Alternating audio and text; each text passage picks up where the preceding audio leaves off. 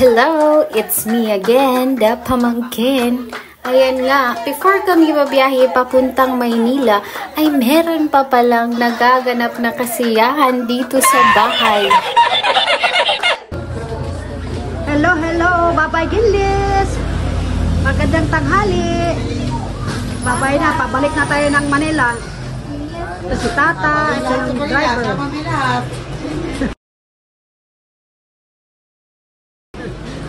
Ito yung pamangkin ko. Ito yung, ay apo ko na pala yun. Ito yung isa pang apo ko.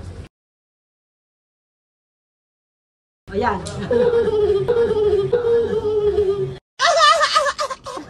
Ito yung mga, yun, mga apo ko. Ayan si Tata. Ayan si Baldo. Bye-bye!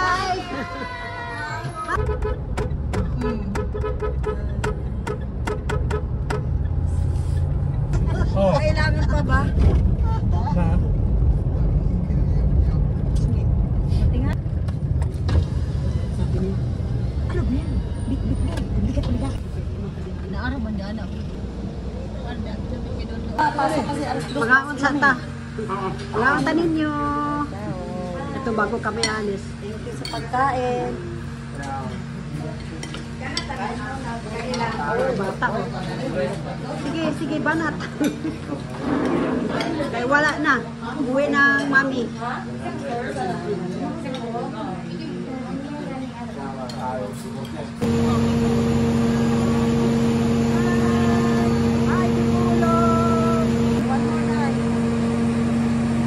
Smile!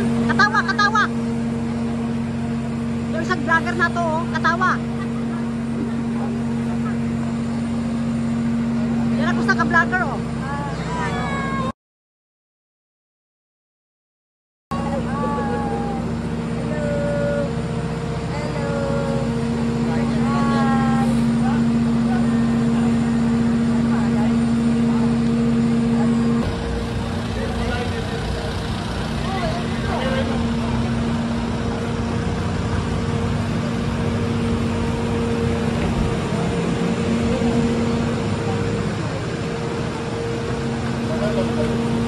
Sus ko, nakalimta ng baleta.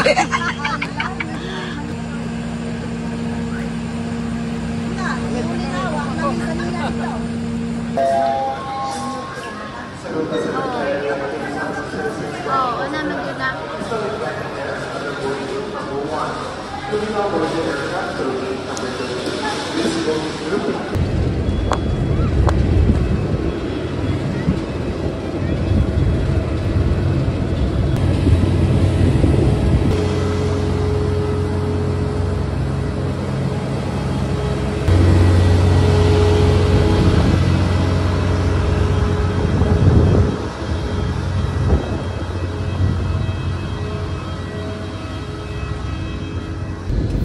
Yes, mga kabisdak, sa nakikita ninyo ang ganda ng klima sa Mindanao area.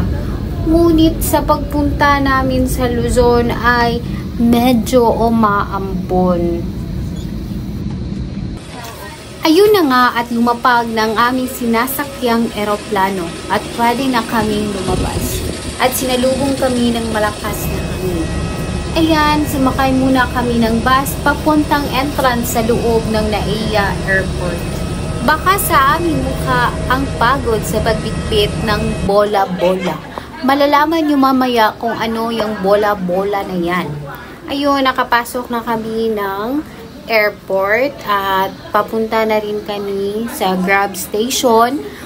para sumakay papuntang kondo. Si Kiray, oh.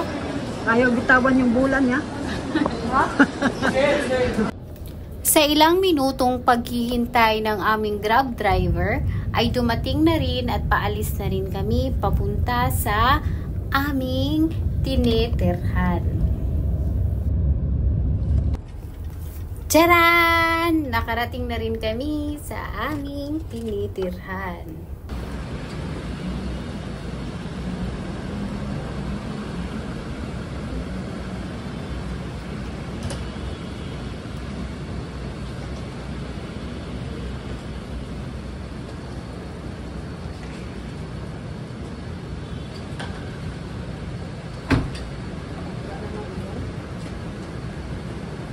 Yung pasalubong natin sa kanila. Ay, gahi man.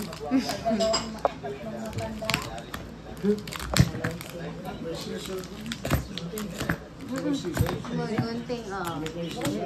Hina na. Kaya mga bata kaya nagugutom man. Order ng kanin.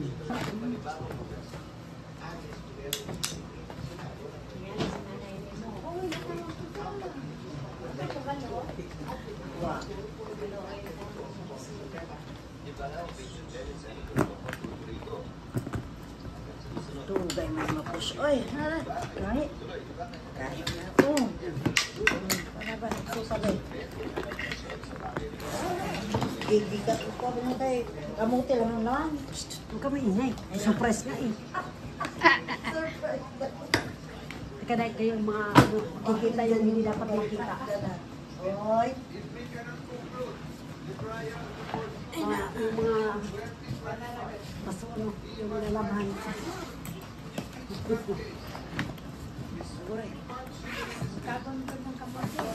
Tcharan! Tara! Uy, nahinog na oh! Hinog. Dinala mo yung sobra? Ay, hindi. Ito. Mga kanindal. Wow! Kamote! Sayote. Kiray. Nabawi man ito akong kabango eh. Ikuha man ito. Kahit yaman din ginadalag pa bango. Dala man ako.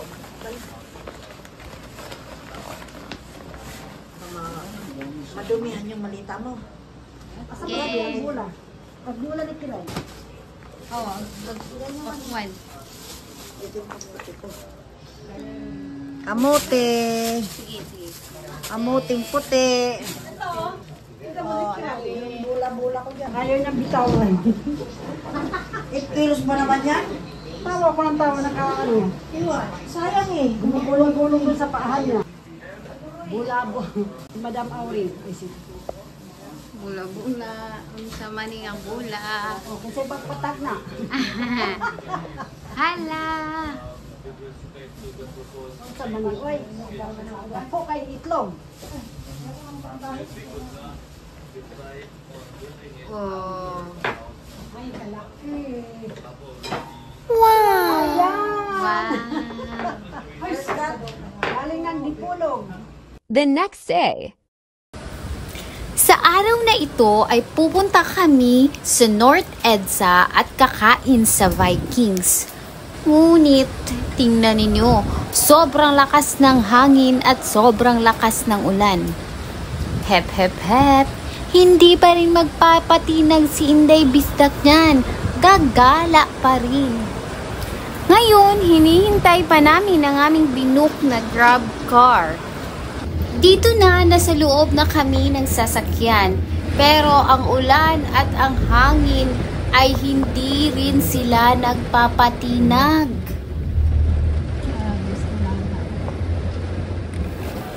Yehey! Nakapasok na rin kami sa loob ng SM North EDSA. At eto na nga, pumipila na si Inday Bisdak para magpa-reserve dito sa Vikings. Pero kailangan pala talagang magpa-reserve ka through their online application para hindi mangalay ang iyong puwet, kakaupo, at kakahintay. Kami kasi walk-in, kaya ayun, nangalay ang aming mga puwet kakahintay sa aming numero na matawag upang kami naman ang makapasok at makakain dito sa loob ng Vikings. Sa wakas, for almost 4 hours na kakaupo at kakatayo na paghihintay ay nakapasok na rin sina Inday Bisdak na gutom na. Ayan ang mga pagkain nila dito sa loob. Enjoy watching!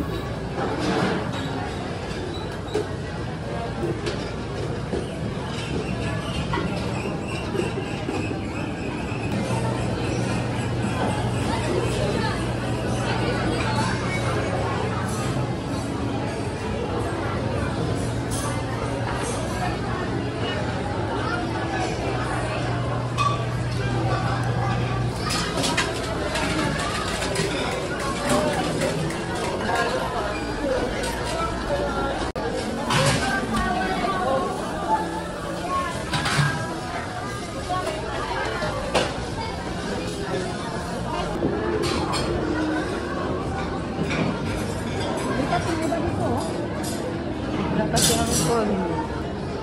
Kain. Kain na, oy.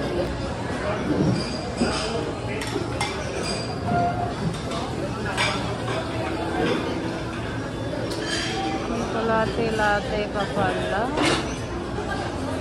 Sayang.